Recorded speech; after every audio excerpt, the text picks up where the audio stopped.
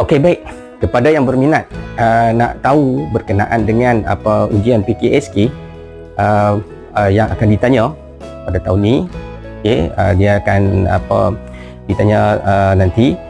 Berminat boleh follow saya akan beritahu bagaimana soalan-soalan yang akan ditanya dalam soalan PKSK tersebut. Pentaksiran kemasukan sekolah khusus ni, dia orang kata apa, dia ada beberapa bahagian lah.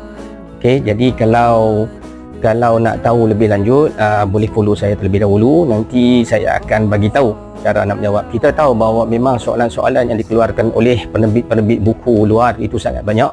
Tapi kami sebagai seorang guru, kami guru-guru tahun 6 yang orang kata berpengalaman lah dalam ujian PKSK ni, dan juga ada guru-guru daripada lain.